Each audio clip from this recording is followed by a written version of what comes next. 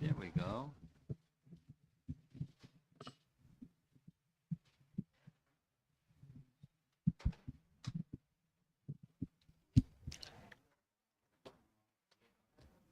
Okay, let's do our move forward thing.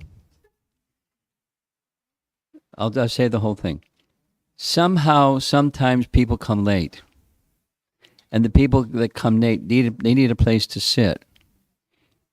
And it's easier if they find a place to sit if you move forward, so they could, because people like to sit in the back, unless you want everybody to jump in front of you so you can't see the screen.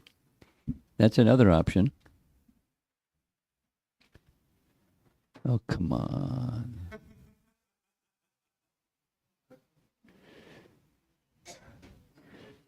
Thank you very much.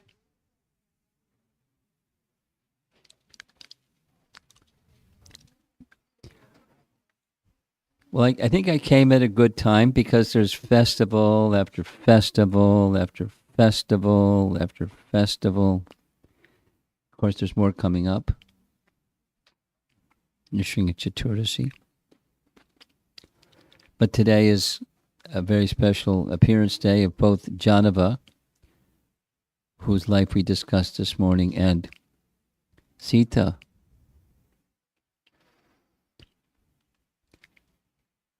So those of you that like Puranic stories, you're going to be very happy this evening, because we're going to hear 4 different Puranic stories. Just slight variations on the same theme. And so, how are there different stories if there's just one Sita? And one answer, a common answer, is the different appearances of Lord Ramachandra, therefore different appearances of Sita, and therefore variations on the appearance of Sita. Different days of Brahma is a common answer.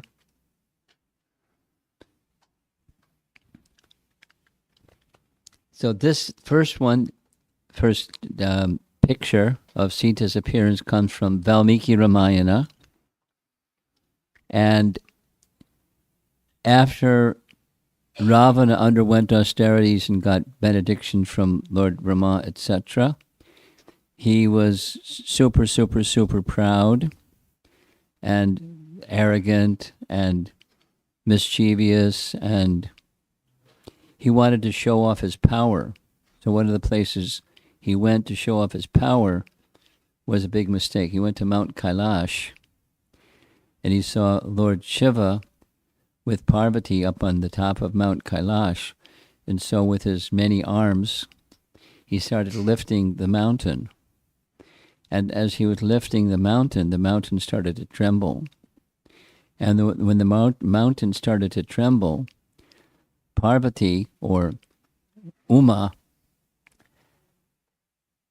wanted to know from Lord Shiva, what's that? He said, don't worry, it's just a puny little guy down at the bottom of Mount Kailash.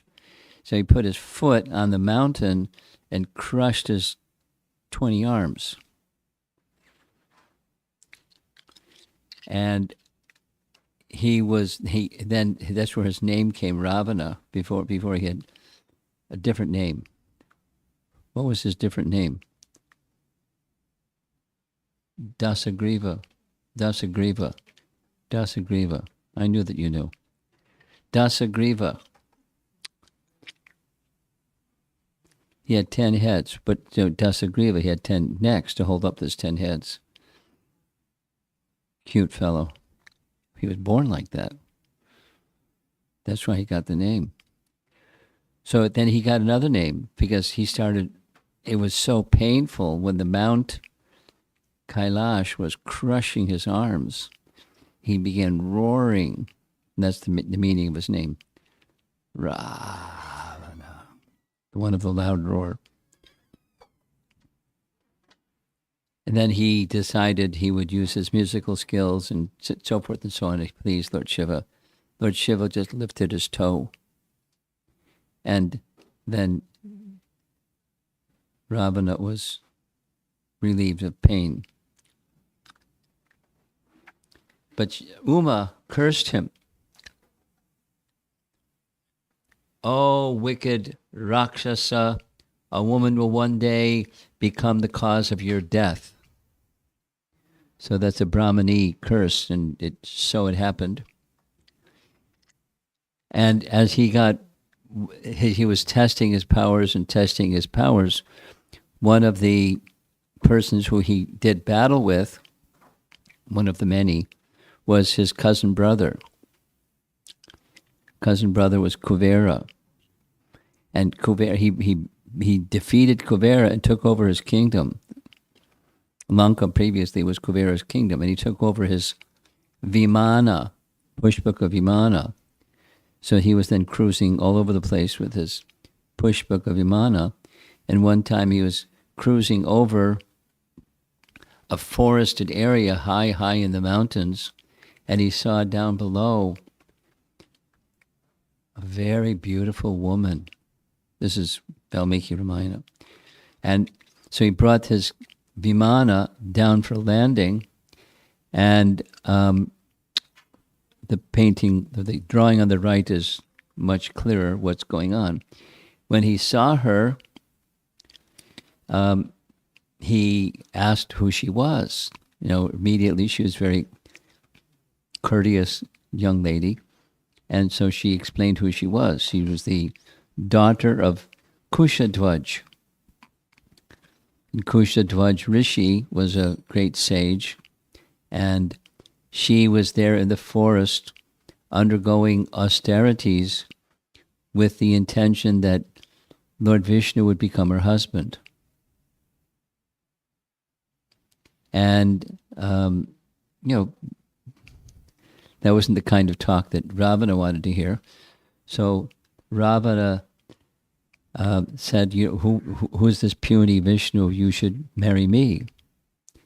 And she understood his mood, his intention. And he commanded him to leave her alone. Go away. I'll marry only Vishnu. And so he doesn't take no for an answer. He grabbed her hair and was starting to do what dirty men do to beautiful women. And she raised her hand, and her hand became like a sword, and her hand cut off the hair that he was holding, left her hairless, or at least short hair, and she then cursed him. And she cursed him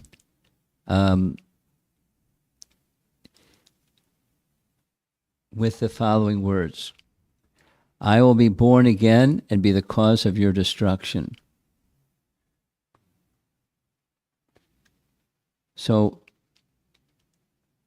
she then, by mystic power, she just sat in a mystic trance, and her body burst into flames. And poof, there was, Vedavati was gone. With this pledge that she'll be born again and be the cause of Ravana's destruction. So that's what happened. That before Sita was born, Sita was, according to Valmiki Ramayana, she appeared as Vedavati.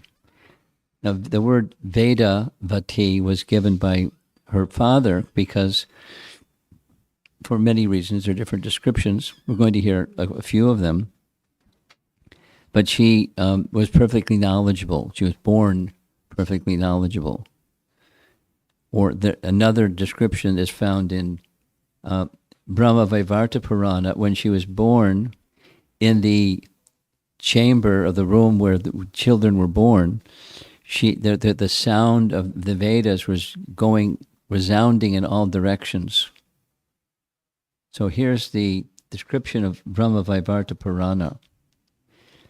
And it's different than the other two that you're also, the one that you've already heard and the other two that you're also going to hear. But it's okay. Variety is nice. So the goddess of fortune, the consort of Narayana, is Lakshmi. So as Lakshmi is to Narayan, so Sita is to Ram, etc. So an angsa, or a partial part of the goddess of fortune, appeared in the body of Vedavati. And Vedavati, was born as the daughter of Kushadwaj. And when she was born in the labor room, this sound of the Vedas were sounding in all directions. And so he understood that Kushadwaj understood what the meaning was. She was then given right away the name Vedavati. They didn't even have to do a horoscope. Vedavati.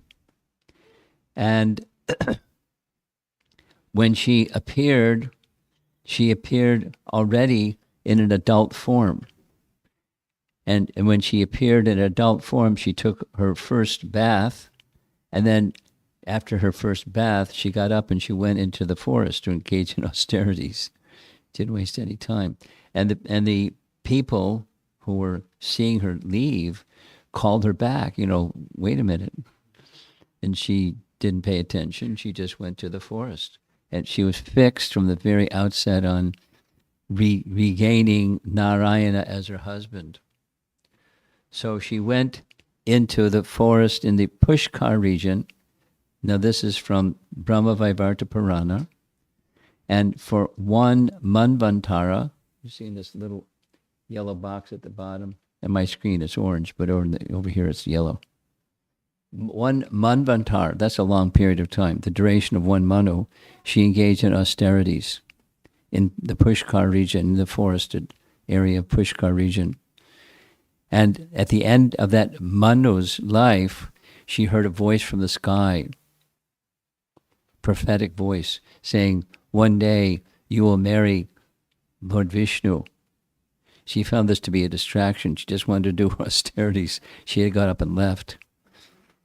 And she went to Ganda Madana mountain, according to the Bhavisyottara Purana, and that's where Ravana found her. So when Ravana found her, she although for such a long period of time she was not eating, her body was not emaciated. Her body was youthful looking and beautiful and all of those nice things. And so when Ravana came, he wanted to know, what are you doing, oh beautiful one? What are you doing here in this forest? And she politely indicated she's the daughter of Kushadwaj Muni, and she is destined to have Lord Vishnu as her husband. So she's here in the forest engaging in austerities, awaiting that moment when Vishnu will come. She offered all respects, according to Bhavisyottara Purana, Brahma-Vaivarta Purana, fruits and water and kind words and all the hospitality items. And then he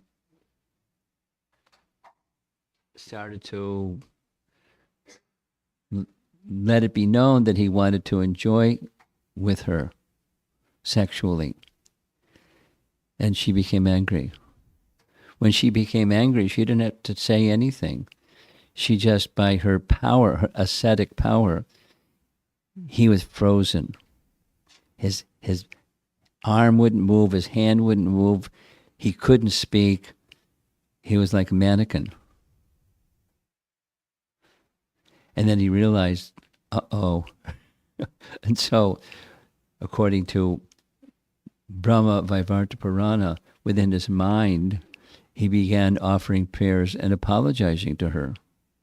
Ravana began apologizing to her. She, being a mystic personality, understood his prayers, and so she unfroze him. So he could then at least move and speak. And then she made this curse. Just because you've touched me with evil intention, I'm therefore ending my life right here, right before you. And that's what she did. With yogic practice, she sat in a mystic trance her body burst into flames. And it was already announced that she would bring about his destruction in her next life. And according to Bhavisyottara Purana, he was a little remorse. Oh, I shouldn't have done this. This wasn't very good. She was an exceptionally qualified person, and I was thinking otherwise. He was repenting. And then she, Vedavati, took birth as the daughter of Janaka in the standard same way as described in Valmiki Ramayana, plowing and preparing for yajna, and she came out of the earth. And in course of time, the young daughter became the wife of Ramachandra. And then the way Bhavisyottara Purana describes this is they lived for a long time together, and then at a particular occasion on the southern part of India by the sea, Agni, the demigod Agni, disguised himself as a Brahmana and came to Ramachandra in a secluded place and informed him, according to destiny, the time has come very soon for Sita to be kidnapped. And the person who is the kidnapper is a very wicked person. His name is Ravana. And so I would like her to see her protected. And my request is that you entrust Sita to me, and I'm actually your devotee. You entrust Sita to me, and I'll see that she comes back to you at the proper time. And Bhavisyottara Purana describes Ram was quite reluctant, but he accepted the words of Agni, and he turned Sita over to Agni. Sita expanded herself into a lookalike Sita, so that Maya Sita, as you see on the screen. So there was Maya Sita that was then with Ramachandra, and he knew it. And the story with Maricha is then narrated, and Maricha did some trick to get Lakshmana to go after, to leave Sita's protection, etc., etc., etc.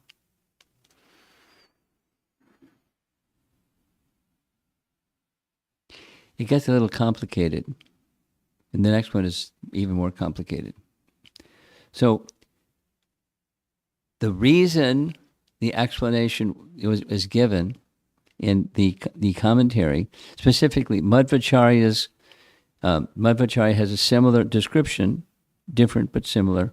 And so there was an angsa of Sita within the false Sita, the Maya Sita. So the animation of the false Sita was made possible by that partial or angsa expansion of the real Sita. So when Ravana came to kidnap, he, according to Bhavisyottara Purana, he kidnapped the Maya Sita. And the real Sita was taken away by Agni. And for some reason, doesn't give an explanation what the reason is, but the place he took her to was Patalaloka, because I don't know why. It doesn't say why. That was a place where he took her for safety. And then the whole event of Sita being kidnapped and Ram trying to regain Sita, that's all narrated. And then this next scene takes place where the war is over, and the scene where Ram refuses to accept Sita until she proves her chastity. So she enters into fire. We're going to see some nice paintings of that. By the way, none of that's in Valmiki Ramayana. It's in other places. We know from Chaitanya Charitamrita one of those places. But here's some of the other places. So the fire, and from out of the fire, then here comes Agni, returning the real Sita, as he promised he would do, returning the real Sita to Ramachandra. That leaves this other false Sita, or Vedavati, or Maya Sita. So Maya Sita turns to Agni and says, what am I to do now?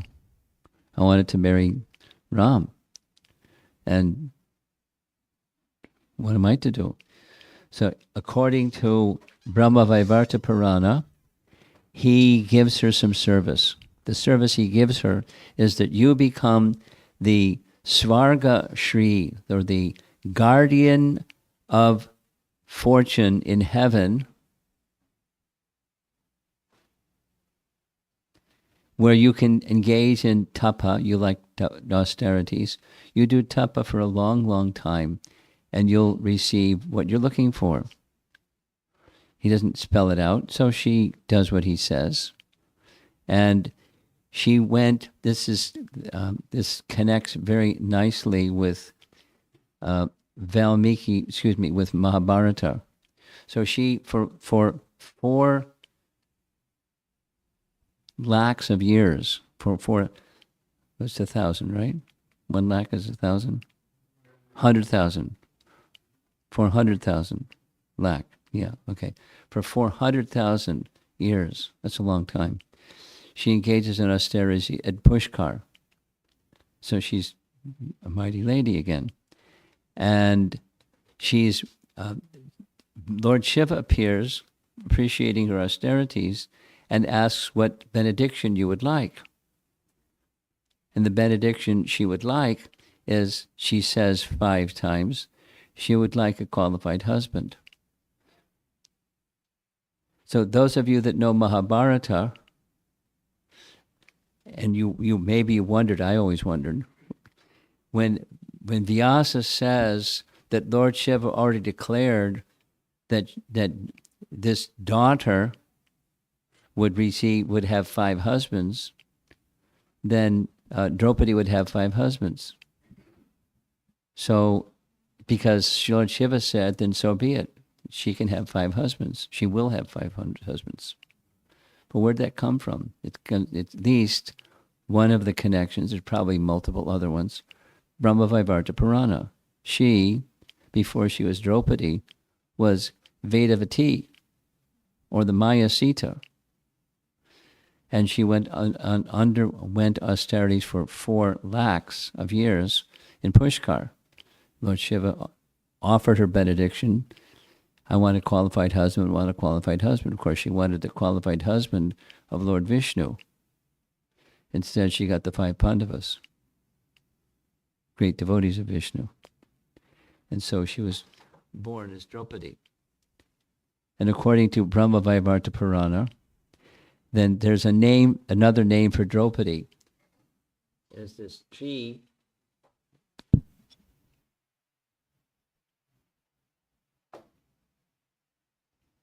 Hayana, meaning in Satya Yuga, Treta Yuga, and Dwapara Yuga. Prior to appearing as Sita, she appeared as Vedavati, and then she appeared as Sita, and then she appeared as Draupadi.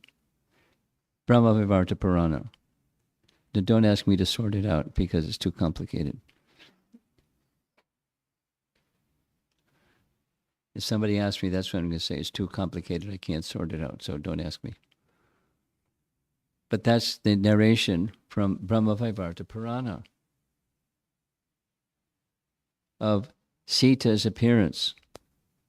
And here's a different description. This is number 3. This is, Bhavisyottara Purana, which piggybacks on, or Madhvacharya's commentary piggybacks on her appearance. And it starts, it's not so complicated, but it gets more complicated. The goddess of fortune, Lakshmi, took birth as Sita, in the way that, by the plowing of the field, etc., etc. And something happened. And the something that happened is that when Sita was being approached by Ravana, the same scene as Valmiki Ramayana, when Sita was being approached by Ravana, she immediately understood this person. And he was clothed as a brahmana, so she was respectful because he was attiring himself as if a brahmana. But when he started doing his eyebrows raising and the other business, she understood his intention. And so immediately she meditated on Agni Dev, according to Bhavisyottara Purana. She meditated on Agni Dev, and Agni Dev immediately appeared. And Agni Dev spoke to Ravana, saying, "Hey, Ravana, see this lady over here? You were told she's so beautiful, and then so forth and so on. Guess what? It's not the real Sita. It's a false Sita. I know where the real Sita is, and because you are very devoted to me, you've done great, great, great austerities in the past, and Lord Brahma gave you benedictions because of your great, great, great austerities in the past. I'm ready to give the real Sita to you." And so the commentary says that he trusted. He had mistrust for the devas, generally speaking. For some reason, he had trust in the benedictions that come from austerities and Lord Brahma, and so he trusted her. He trusted him, Agni. And so Agni did the switcheroo, according to Bhavisyottara Purana. He took the real Sita, put her in hiding, and had the replacement Sita. That's who he brought back. And the replacement Sita that he brought back was a false Sita. And in that false Sita, this is now commentary from Madhvacharya. He, as you know, most of you know, Madhvacharya made a very elaborate commentary on Mahabharata. Mahabharata Tatparya Nirnayas. It's a celebrated, very voluminous commentary because Mahabharata itself is voluminous, and it's interesting. It doesn't always sit well with Gaudiya Vaishnavas, but that's okay. It's very interesting. He says a lot of interesting things. So one of those interesting things he says is that as Ravana came to trick in disguise as a Brahmana to get Sita, or the goddess of fortune or wealth, so similarly Agni had a deceit form of Sita, so he couldn't get real wealth. He got the cheater got cheated, and he makes commentary on this. In your house, somebody here have a copy of Bhagavad Gita or someone's little handheld device? Bhagavad Gita, chapter 12, text number 3. Bhagavad Gita, text number 12, chapter 12, text 3. Because I didn't do this in advance. Here's translation, Prabhupada's translation. Those who fully worship the unmanifested, that which lies beyond the perception of the senses, the all-pervading, inconceivable, unchanging, fixed, and immovable, the impersonal conception of the absolute truth, by controlling various senses and being equally disposed to everyone, such persons engaged in the welfare of all at last achieve me. So, in his commentary of that verse from Bhagavad Gita, Madhvacharya expresses the genuine worshipper gets something genuine, and the deceitful worshipper gets deceived. And you have his commentary? Look at this.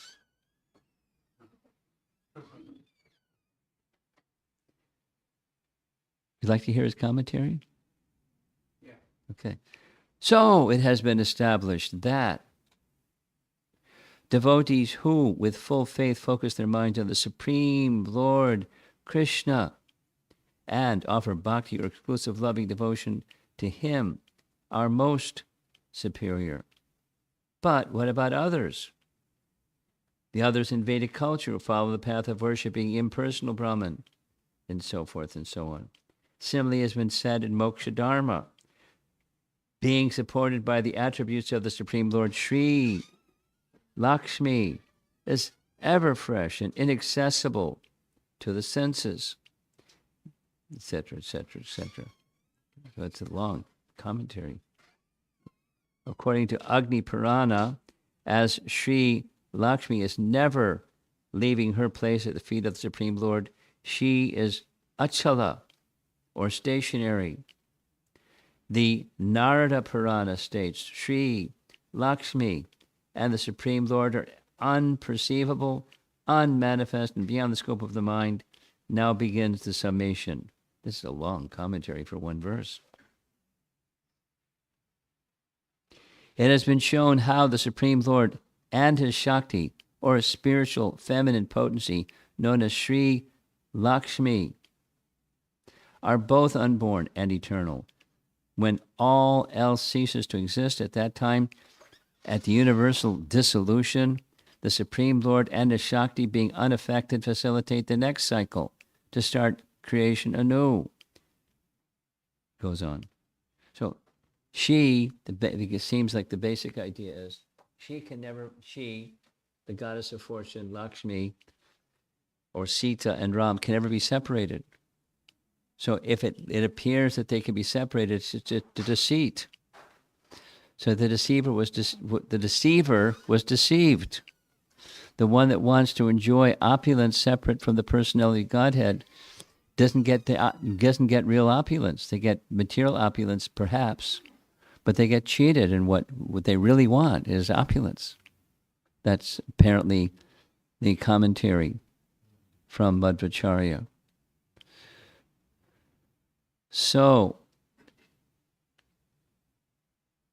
see in the box, Vedavati plus an Angsa of Sita. The explanation of why this is from the commentators in in Madhva Sampradaya. They say that the Angsa of Sita was in this false Sita for two reasons.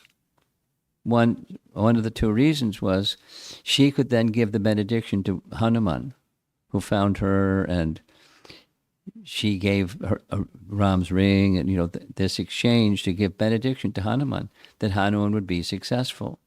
The giver of the goddess of fortune, an Angsa of her was within Vedavati, the Maya Sita, who was abducted by Ravana. And I forget, there's a second reason given. So Agni took off with the real Sita. Ravana took off with the false Sita. And then everything that happened is essentially the same. And then the trial by fire. Then this is another divergence from the previous Purana. So the real Sita came. Agni came from the fire and gave the real Sita back to Ramachandra. And then the Vedavati, she still wants Lord Ramachandra as her husband. So what to do? Because he has only one wife. So Vedavati, the explanation given in Bhavisyottara Purana, is she was given some opportunity to engage in austerities on hold for some time. And then she was born as Padmavati. Anyone here from South India? Yeah, Tirupati. Okay. So you know about Padmavati, right? So Padmavati was the consort of Srinivas. So Padmavati became the wife or consort of Srinivas, of Tirupati. And there's little history, at least in Madhvacharya's writings and Bhavisyottara Purana's explanation. So the false Sita that did some service and still wanted the Supreme Lord as her husband couldn't have Lord Rama as her husband, but a form of Vishnu as Srinivas became her husband. And they all lived happily ever after.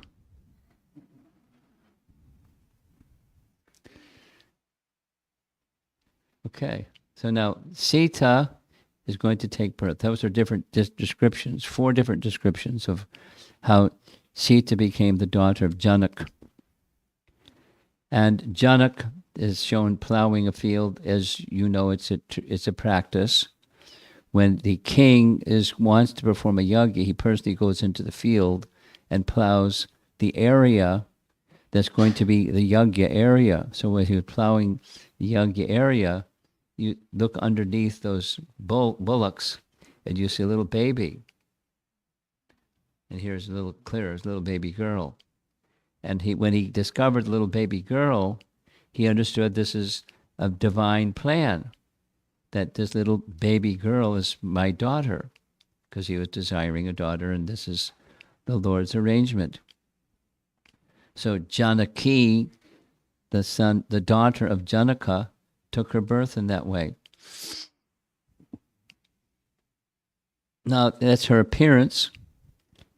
Took us a while to get there. Then there's some very nice things. Like the very first slide we saw was her offering a garland to Lord Ramachandra. So as you all know, Ramachandra, when he was quite young, he and Lakshmana went together with Vishvamitra Muni to kill their first demon. And after the first demon was killed, it could have been, let's go back to our palace, but he had another plan. The other plan was, Vishvamitra Muni's plan was, that Ram should marry Sita. Some other things happened, several other things happened, delivering Ahalya and so many nice things happened. But when they got to the palace of Janaka, Janaka was really happy to see Vishvamitra Muni. Vishvamitra Muni was really happy to see King Janaka. They're both very elevated personalities. And Vishvamitra Muni, knew what was on Janaka's mind. That what was on Janaka's mind, that he had this most exquisitely beautiful and qualified, etc., daughter, and the king had the responsibility to make the selection, or give approval at least, of who his daughter would marry. And so he made a condition. And the condition was, the one that was to marry her had to lift and string the bow of Lord Shiva. Now, there's some more Puranic history. Here's the Puranic history of the bow. Long, long ago, in a former age, the bow was the bow of Lord Shiva. And the bow of Lord Shiva was in his hand, but he was going to use it against the Devas because, for some reason, doesn't say why, the Devas, the yajna was performed on behalf of the Devas, and they divided up the offerings, but they didn't give any offerings to Lord Shiva. Lord Shiva became angry with them and then challenged them with his shaking his bow. You meet me on the battlefield. You've offended me. I'm going to sever your heads from the rest of your bodies. Meet you on the battlefield. If you have any valor, you show up. And he was angry.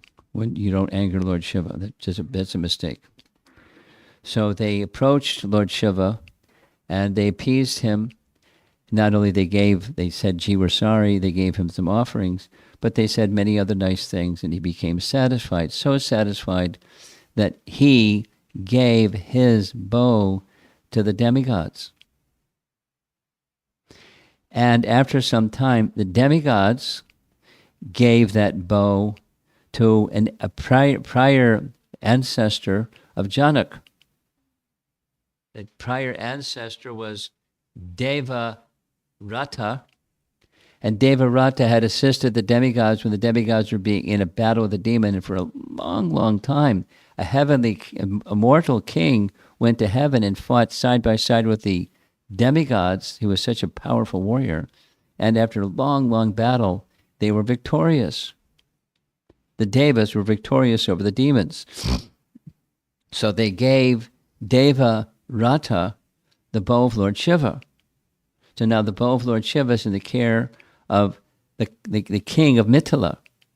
And over the generations, the bow was like, an heirloom, but like worshipped as if Lord Shiva himself. So then comes, so what? Why is it, not so what, why is it that lifting and stringing the bow of Lord Shiva was what Janaka chose as the criterion for the man who wanted to marry Sita? He had to show his prowess. And I didn't get around to it, but I have like a document with 4 different explanations of why. I'll send it to you and then you can circulate it. But the summary of it is, this bow of Lord Shiva was really big. Like, there's different numbers given. Some say 50 men, some say 500 men, and a wheel with a chariot with 10 wheels just to move the thing. Humongous. And they could, a normal man couldn't lift it. So Sita, so it turned, the mystery was, Sita, when she was a little girl, there's 4 different stories. One of them was to teach his daughter humility. He wanted her to do some house cleaning in the palace. So one of the places she was supposed to clean was the place where they kept the bow of Lord Shiva. And she didn't just clean around the bow. She lifted the bow with one hand and cleaned underneath the bow with the other hand, set the bow down. And some people saw her doing this. So they notified her father. 50 men can't lift this, can't carry this thing on wheels, and your daughter can lift it. So he understood that the husband should at least have the strength of my daughter. And there's other explanations like that. One time they were playing ball, and the ball got stuck up in a tree, and they couldn't get the ball out of the tree. So got an idea. She ran inside, took the bow of Lord Shiva, and got the ball loose, and went back and put the bow back. Similar. So Janaka understood. My daughter should marry someone that can do at least what she can do. There's other similar explanations, that she's the Shakti of Shaktiman. And so let's find Shaktiman. So it was causing a problem for the king because no one could lift it. And they were kind of, in a tizzy, attracted by the beauty and gifts of Sita. But, he made mission impossible to lift and string the bow. But Vishwamitra Muni, no problem. He's not ordinary. He understood. He's the personality of Godhead. So here's a nice old style painting. There's Vishwamitra Muni on the right, and there's Ramchandra that's in the center front, and Lakshman by his side, and King Janaka, and there's little Sita. Look how small she looks. And here's another BBT painting. He not only lifted the bow and not only strung the bow, but he broke the bow. And the description is when the bow broke, it made such a loud sound. People were knocked over just at the power of the sound. But there's Sita, not knocked over at all. She's ready with her nice garland. And another very old painting. Lakshman behind, Vishwamitra Muni by the side, and there's the box that carried the bow, and Ramchandra's breaking the bow, and that was it. She did more than strung the bow. He broke the bow. And so that's the history of how the eternal Shakti and Shaktiman, or Sita and Ram, became husband and wife. And many nice paintings. Here's some of those nice paintings. The demigod showering flowers, etc. Now, because just a few more things, there's many nice things. There's a whole Ramayana, but the few more things is when this great misfortune came that Kaikeyi cashed in under two boons that Dasarath had given long, long ago, that he promised to give her, that Ram would not become the king, her son Bharata would become the king, and the second boon was that Ramchandra would go to the forest for 14 years. I mean, one of the things I really like in Valmiki Ramayana is he didn't even blink. He didn't say, what? There's no pushback. Yes, Father, I will go at once today. That was immediate response. Like slap in the face. Yes, I'll go at once. No, mind didn't change. His body didn't change, nothing. It's like very similar to when the fiery demon was sent towards Ambarish Maharaj. He didn't move. When something comes flying at you, you don't have to think about it. Your hands go up. It's just reflex. His hands didn't go up. His body and his mind didn't change. So Ramchandra, mind and body didn't change. I'll go once. Anything else? So when he went to inform others that he was going to leave, because it's just a proper thing to do, he didn't just get up and leave. He informed his mother, he informed Lakshman, he informed Sita. Lakshman and Sita, of course, we're going with you. And, Ramchandra tried to talk Sita out of going with him, but that didn't work. And so here she is, accepting the same austerity as her husband, because if my husband's going to undergo austerity, then I undergo austerity. They're married, and he undergoes austerity, so I undergo austerity, no problem. I'm with him. Now, Lakshman's doesn't have a happy look looking at Kaikeyi standing there.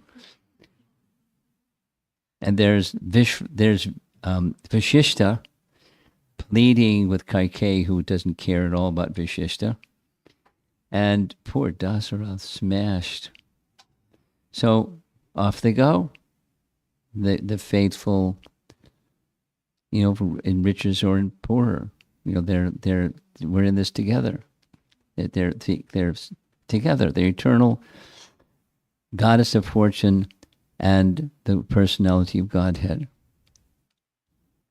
Now, this next scene, because we heard about it already, there's Ravana appearing disguised, the cheater, appearing as disguised, begging some charity from Sita.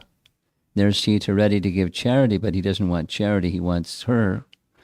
And, this and that and the other thing happen, and he kidnaps her when she doesn't agree to submit to him.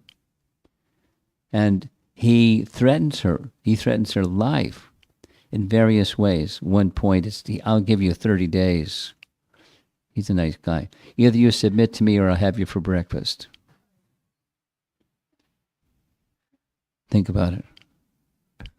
Wow.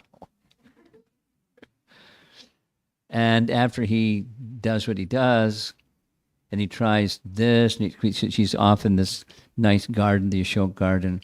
There we see Sita looking up in the tree, and look who's up in the tree. It's Hanuman.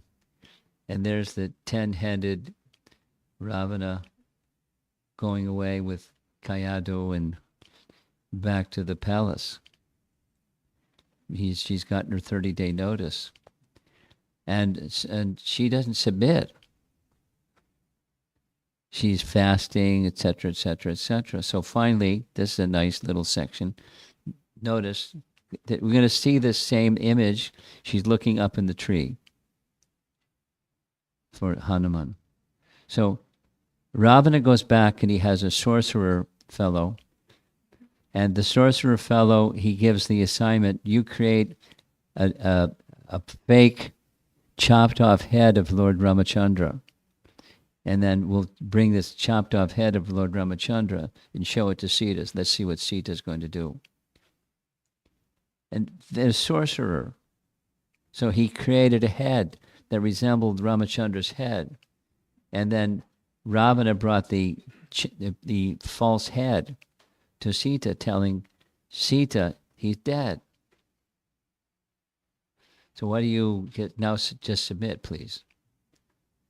And there's the sorcerer showing the head, and there's Sita smashed, feeling Ramachandra's dead. So what's she living for?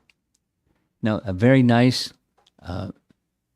wonderful little passage in Ramayana is, there's, of course, Sita, because she's our topic for today, but the wife of Vibhishana was a Vaishnava, quite different than his two brothers and one sister. He was a Vaishnava, very elevated person. And similarly, his wife. According to Valmiki Ramayana, Ravana, the elder brother, made arrangements for his other brother and sister, other brothers. And when Ravana arranged for a wife for Vibhishana, she was a resident of the heavenly realm. She was a Gandharva.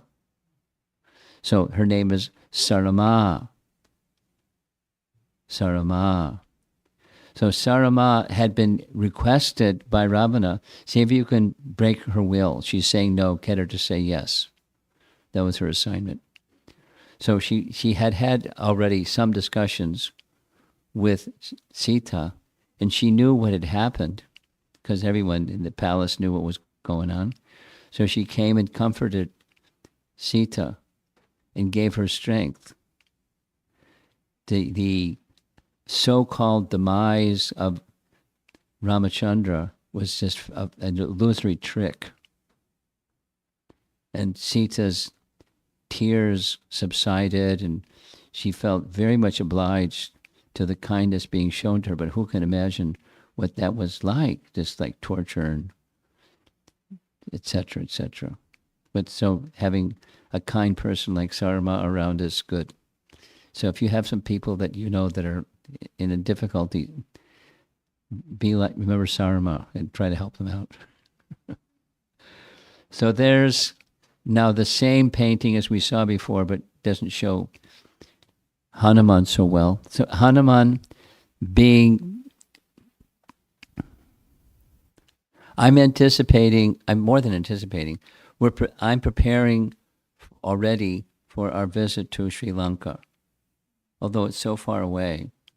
But I'm much more familiar with Krishna Lila than Ram Lila. So to prepare for Ram Lila takes a lot of preparation. So the steps and steps and steps that it took to get Hanuman in front of Sita, but he's very guarded because he understands psychology. She's fearful. And anything that comes that doesn't look normal, and I don't look normal. A talking monkey, come on. She's not going to trust it. So what to do? So he decides, we've got many things, but one of the things, he decides, let me keep this little, like the size of a cat, size, continue sitting in this tree up above, wait till night when those guarding Sita fall asleep, and he decides, it's a really nice section, those of you that like to read Ramayana, 95 verses in a row. And it's I've heard it sung. It's very sweet. If I don't understand Sanskrit, it's just sweet to hear. But verses that are describing Ram's form, verses that are describing Ram's Leela, verses that are describing Ram's character. And Sita's hearing all this. Where's that voice coming from? She looks up in the tree and she sees this little cat-sized monkey up there in the tree. And she's still not so trusting. So he's cautious. Plus there's other Rakshasis hanging around and, wants to be very careful. So he has this magic along with his impeccable Sanskrit and his understanding of Ram's Leela. He has this ring. This is what this painting is meant to show. He shows her, here it shows he's tossing it, but he hands her the ring. And when he hands her the ring, after hearing all of this, he identifies who he is. I was sent here by Ramachandra to let you know that Ramchandra will soon be here. Please be sure he will redeem you.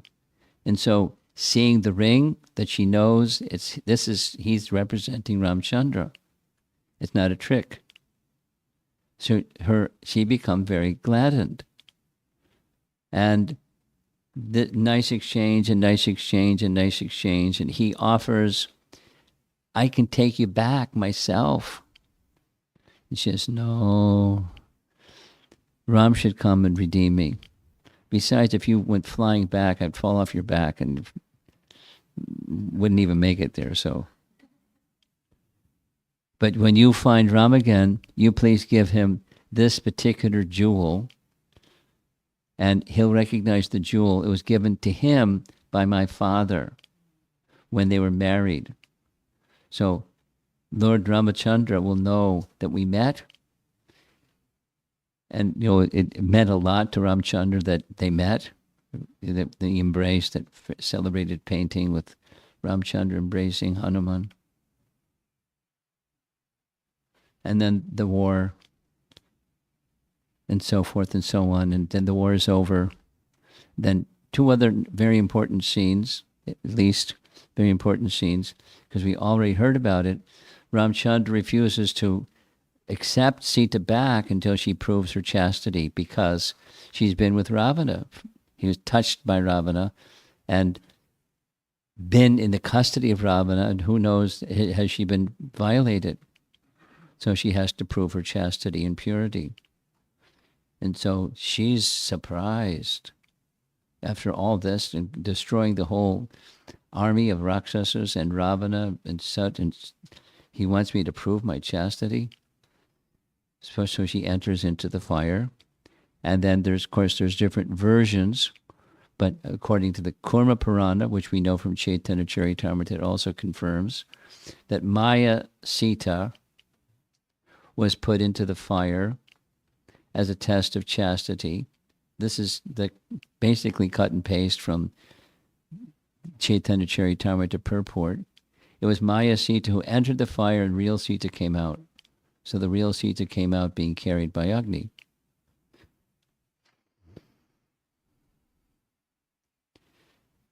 So she proved her purity, and then there was a whole other series of things that happened, like the timing of his exile was nearly over, and Bharata had said that he would burn himself and enter into fire if Ramchandra didn't come back after 14 years. And it was like just a few days left after 14 years, and the bell rang, and he's going to enter into fire. So they had to get back in a hurry to Ayodhya. Several nice things.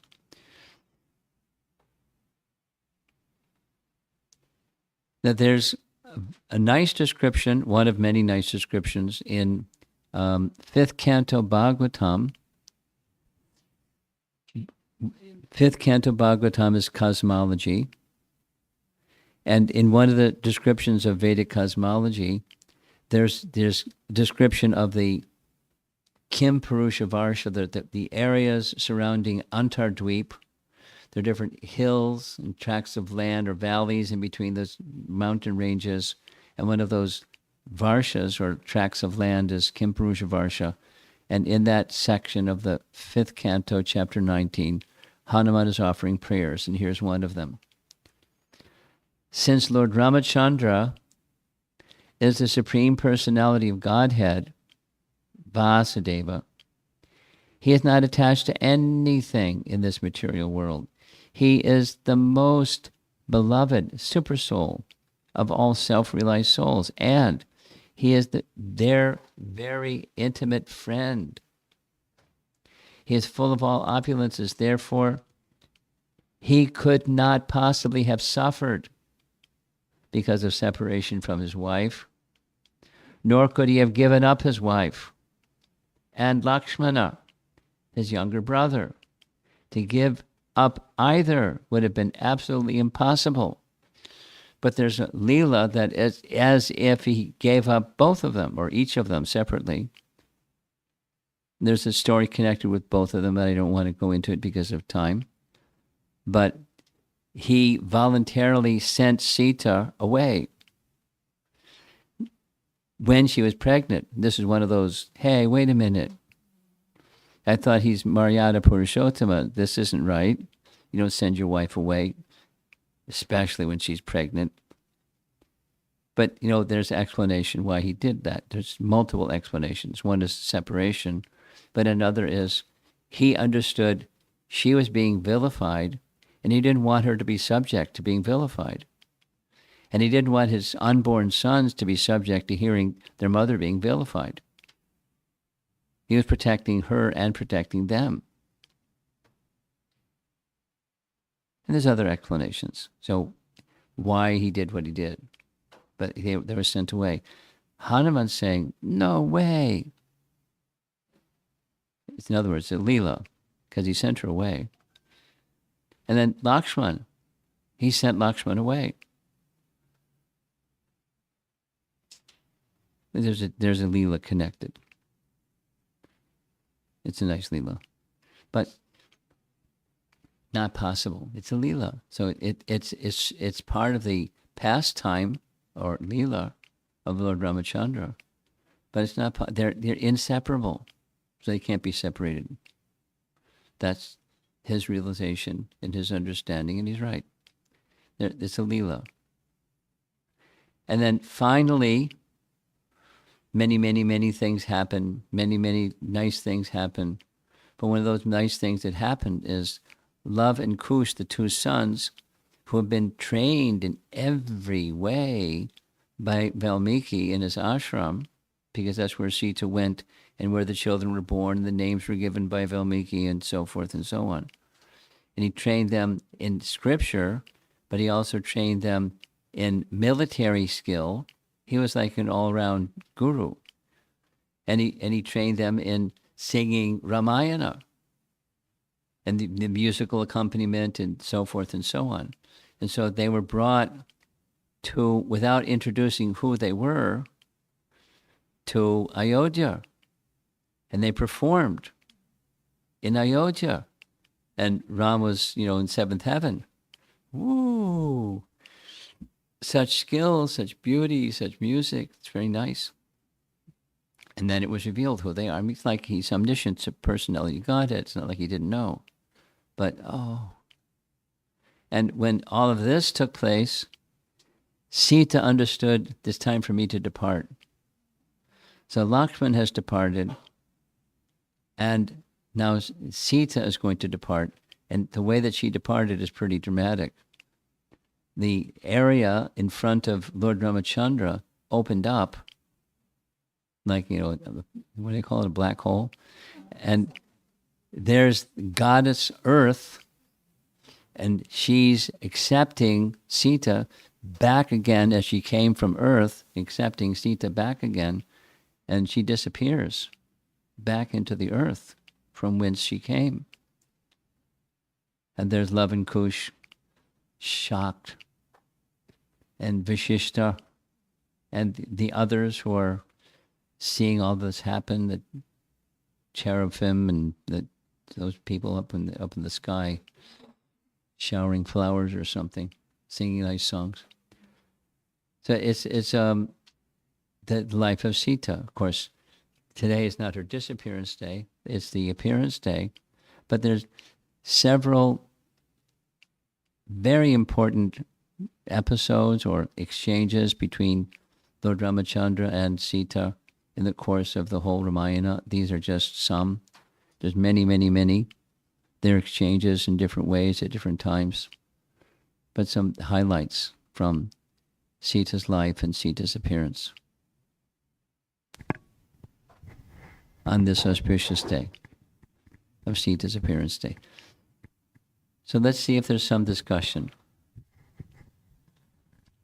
I've become accustomed to many questions in Alachua.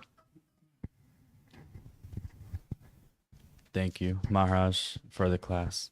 So I was thinking how Ravana, he didn't actually kidnap the real Sita. He kidnapped a False Sita. false Sita. So in this sense, when we're chanting the Hare Krishna mantra, is Krishna concealing himself from us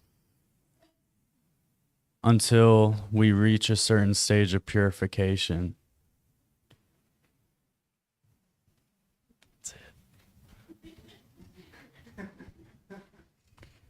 Not exactly. Concealing is different than the shadow of. So we're experiencing the shadow of. We're Nam Abbas. The name is Krishna is there. But we're not experiencing because we're experiencing Nam Abbas. In that sense, but he's not hiding or concealing. It's just he's reciprocating. Wait a minute. That was 4 wait a minutes. Because he's got this question mark on his forehead still. You want to say something further? Oh, it looks like you did. Okay. Okay. What's your additional point? Okay, so when the Maya Sita went to the fire and real Sita came out, did they combine Maya and real Sita into one Sita? No. Oh no. Where did Maya Sita go? Theirs depends on which version of the pastime, but she's there as separate. The shadow is not the same as the person. They didn't merge into one entity. So then is there 2 real Sitas after the fire? Yeah. Okay. Yeah, you got it. All right. That's all. It depends on which Purana you read that says, what happened to the Vedavati or the Maya Sita. Maharaj, since Maya Sita was taken by Ravana, how did she recognize the wedding ring from Hanuman? How did she recognize what? The wedding ring of Lord Ram. Well, the actual, it depends on which Purana version. In your version here. Okay, but let's do this one. According to this version here, the angsa of Sita entered within the body of the false Sita or Vedavati, and the reason the angsa of Sita entered was to give benediction to Hanuman and give culpability to Hanuman, to Ravana for his misdeed. He gets the full reaction. Then that was accomplished. Both were accomplished. Okay, right behind you. Hare Krishna Maharaj.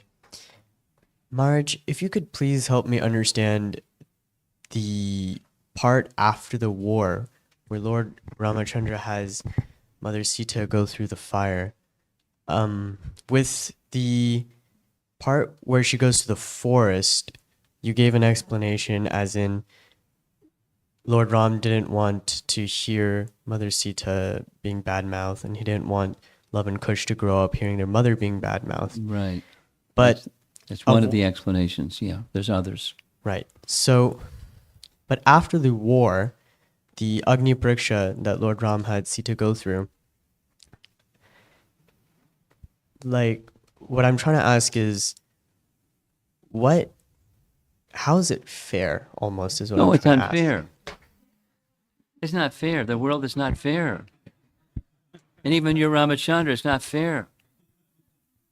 You know, the reasonable, you and me, and most reasonable people like us, will say, wait a minute. This low-class person is saying blah, blah, blah.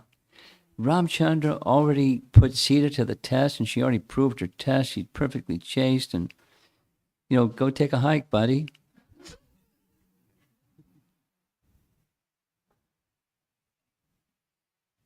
But that's not Ramachandra. He's not a go take a hike, buddy kind of person. That's another feature. He's sensitive to the well-being and the sense of protection of his citizens to an extreme degree, to the degree of his own satisfaction, to his own detachment from that which means the most to him is Sita. All that he went through to get Sita, and he's going to place the interest of his citizens above his own interest, and apparently the interest. But it's a lila. It's for the purpose of the rest of what happens.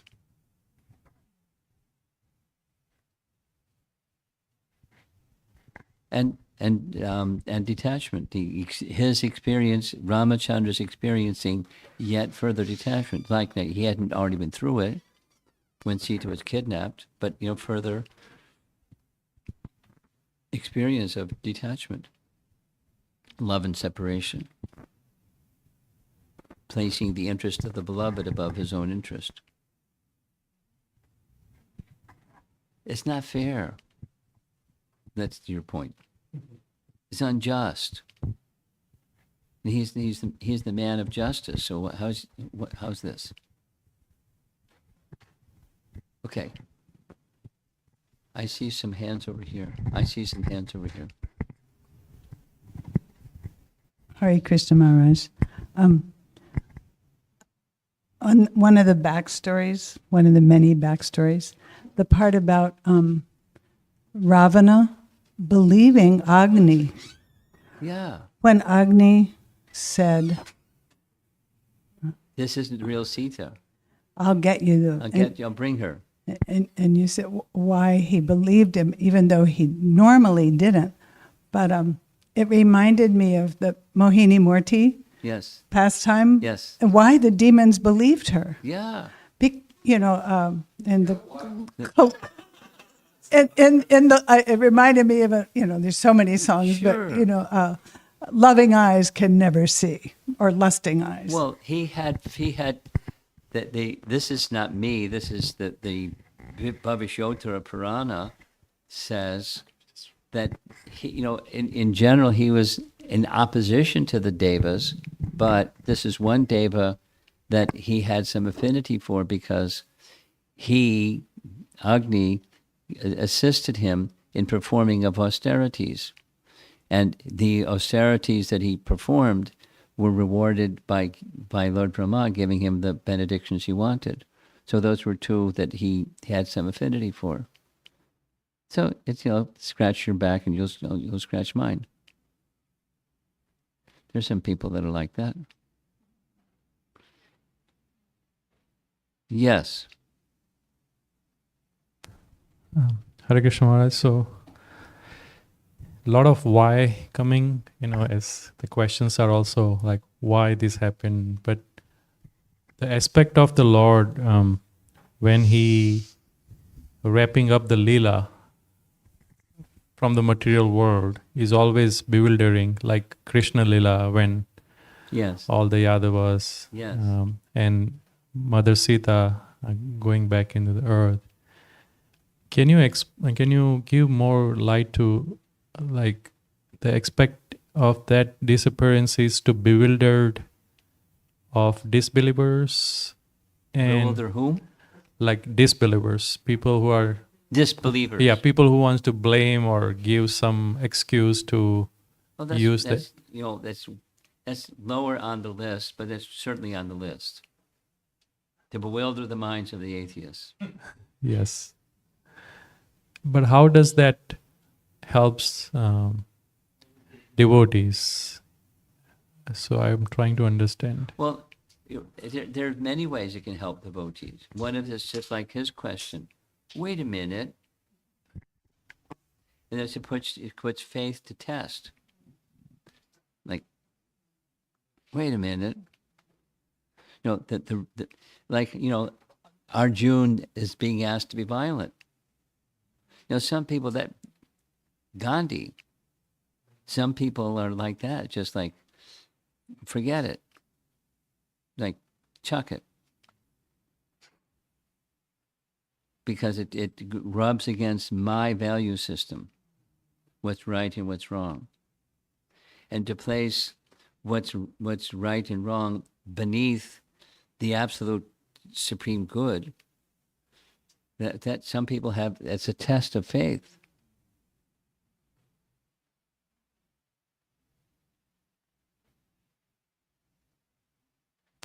So the test of faith is to go beyond logic and try to... Yeah. And make a connection with the Supreme that's beyond my mind. My mind has boundaries, and it can't reach into the realm of transcendence. Okay. So is there such a thing as a conception that's beyond the mind? Yeah, that's transcendental faith. Yeah. There's faith in right and wrong, and faith in laws of nature and those kinds of things. And then there's things that are beyond the laws of nature, and have faith beyond the laws, beyond transcendental faith. And so it's a way of, there are different things that Krishna does to test our faith, but that's one of them. You like it. Yes. Thank you, Maharaj. You're going to get your share. We're all going to get our share. Over here. Yeah, thanks.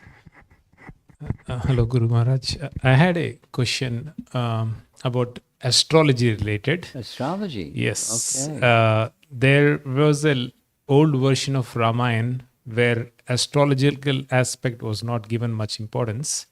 But there is a newer version of astrological way. There was a newer version of Ramayana that was made. Uh-oh. Very nicely done. Uh-oh. But they dedicated one whole episode for astrology.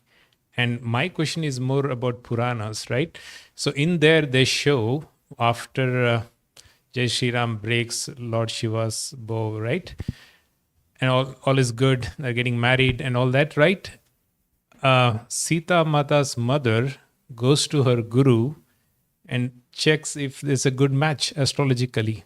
And guess what? Her guru says going to be a very rough marriage, And she literally requests Sita Mata to back off from the marriage. All this is shown in that one. Mother, Sita's mother. Sita's mother literally goes to Sita and says, don't marry. Jai Shri Ram, your marriage will be rough and tough, blah, blah, blah. But that is all there in Netflix. People can check it out. Whole one episode is on astrology. My question comes to Puranas. Was anything mentioned about astrological match? About this particular marriage or Yes, any yes, marriage? this marriage. Of course, this marriage. Why would I ask about any marriage? So I'm asking about this marriage of Jai Shri Ram and Sita Mata. Any references of astrology in Puranas about this? I'm unaware. Yeah. Okay. Cool. But they dedicated one whole episode. It's not. On this topic alone, that was phenomenal. Okay. Why would they do that? That's what. Is my question. Your guess is as good as mine. Because in those days, no marriages used to happen, particularly at the kings and queens level, without an astrological consultation. Yeah. In general. They just Taribo. Okay. That's pretty much was my question. Thank you. It's if someone consulted me, I would say the criterion that Janaka used, that my daughter can do this, her husband at least should be able to do this. The husband has to have that capacity. Otherwise, it's a problem. Okay, Hare Krishna Maharaj. I'm ready for Ramia's question. I think it's going to be a good one. Probably 3 of them. Maybe not. In this Leela, Ravana, I don't know if he's Jai or Vijay, but he somehow his interaction is meant to be is fighting with Ram, but is there any explanation why Sita becomes in the middle of it? Is there some past? There's some what? What's the word? Some past. Past. Some history. History. Is it some history of Sita getting in the middle? That's what your question is? Yeah. Why that had to go that way? Why not?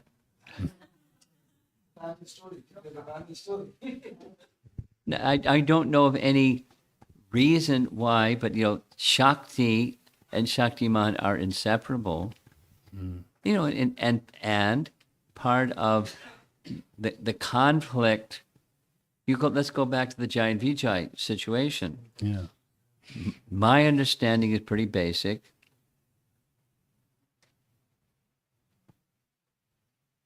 My understanding is Jai and Vijay were intimate associates. So intimate with Lord Narayana that they knew he has chivalrous liking, but who in Vaikuntha is there to be chivalrous with? So they offered silently a prayer. Our dear Lord, if you so desire. We can take that service. But And then there's another detail. Maybe you probably know this one. This is Vishwanath. The other detail is one time Narayana had Jai Vijay at his door, not just the gate, and said, don't let anybody in. And the goddess of fortune wanted in. They said, sorry, you can't come in. Narayana is taking rest. What? So she then later confided in Narayana, you know what, your 2 doorkeepers, they wouldn't let me in. So now poor henpecked husband, he's got to satisfy his good wife. And so this is the arrangement, their desire. So then they could take the position of, and so the 4 Kumaras cursed them. So they were fulfilling his desire. Their coming is not the usual, or let's say, it's pointed to by again and again by our acharyas. Jai and Vijay falling is the exception. The rule is one doesn't fall. The exception is they fell because the circumstance to fulfill the desire. Now your question specifically is, what's the role of Sita? No, it's part of the chivalry between Ravana and Ram. She's the epicenter of the lusty demon wanting to be the enjoyer of all women. And Sita was, looked like a good prize. So that's the dynamic, the demoniac tendency of womanizing and the supreme pure, and having some contention over the demoniac tendency, specifically his consort, his own Shakti. So that's the connection, but it's you're looking for a backstory or the purpose. I just wondered if there was one that you saw. Well, that's it. Okay. The demoniac tendency to be a lusty fellow without any consideration.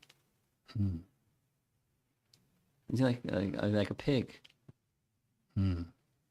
Sister, mother, daughter, doesn't matter.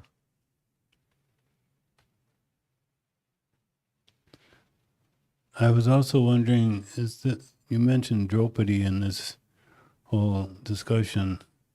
Her other name was Krishna, and what was the significance of that? I forget. Well, her complexion was blackish.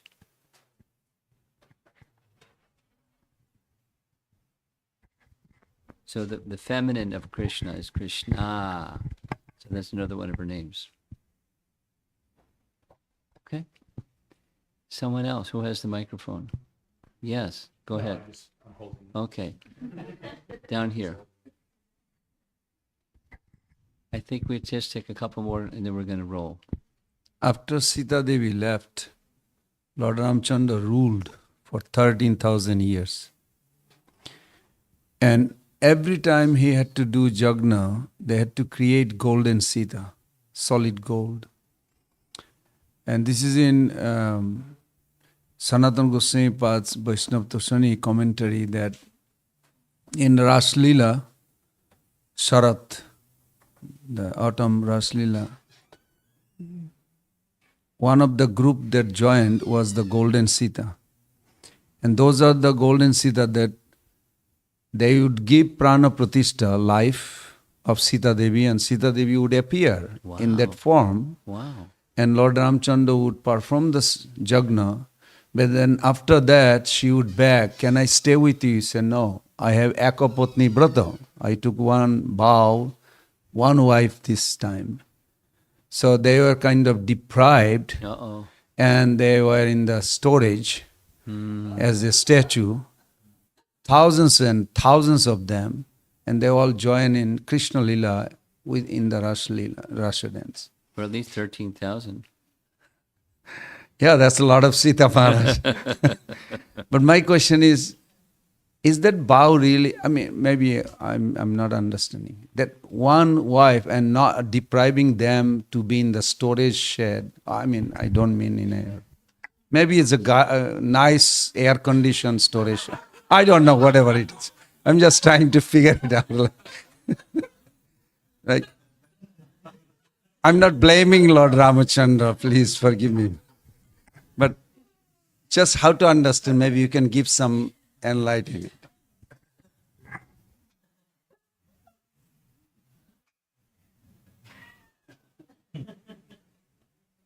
They are taking your photo, Maharaj. You look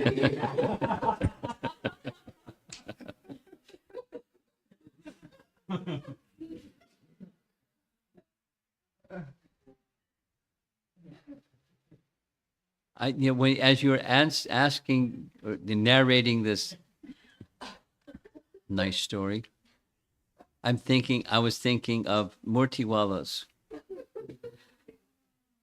and how many deities they have in their storage place. No, they're not installed,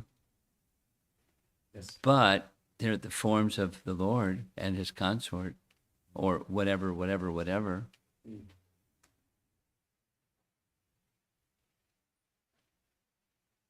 And that's what I was thinking as you were narrating.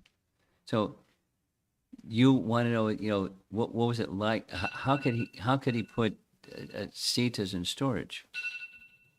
Because he had. I don't know exactly how the storage was, whether comfortable. I don't. So, but the essence of your question, aside from the comedy, the essence of the question is, how could he leave forms of Sita to the side when she wants to be with him, vow. But he's depriving them. His excuse is, there must be some esoteric understanding in relation to the process of archana that it's okay. Because he's Maryada Purushottama, he's not going to do something that's against the codes of Dharma. Because I've taken a vow. That's one code of Dharma. Then there's the others. So there must be, I don't know what that, the rationale might be for someone that knows very well about deity worship. They can perhaps say better than I. What's that?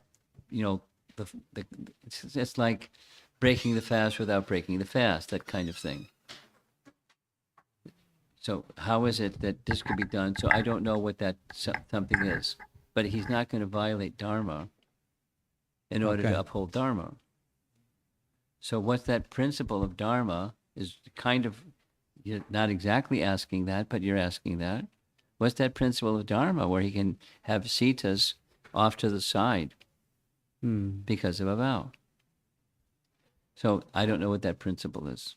Okay. A archana principle. I was wondering also, Maharaj, like Jiva Goswami Pad's commentary on Alola Chandrakala Sadbanamalla Bangshi Ratnang Gadang Pranaya Keli Kala Vilasam Shemang Tribhanga Niyata. So he said Niyata. So there is a Sarasiki Lila and Astakali Lila. In spiritual world, there is a deity who is eternally standing in ecstasy. And this is where the Guru gives the mantra to disciple, Jo mantra sa Guru Sakshat. So when you give mantra to a disciple, the disciple should see you in that mantra. It's not like separated. So he explained that Niyata Prakasham means eternally the deity form also in spiritual world. And then there's a Sarasiki Lila, Astakalya Lila, that eightfold pastime goes on. So I don't know whether it's related. I thought about it. Maybe there is that kind of deity that they are not mundane way of thinking that they are suffering or anything. Otherwise, why in the spiritual world there would be deity eternally like exhibit? Well, how is the deity, esoterically, how is the deity present in the spiritual world? As much as the deity is not different than Krishna, then Krishna is not different than the deity. So the deity is present in the spiritual world means what? In the form of Krishna performing pastimes, the deity is present. Yes, that's true. Works both ways. Okay. I'll meditate on it. Okay. You want one more? No? I think we're going to end. Srila Prabhupada ki jai. Holiness Prabhupada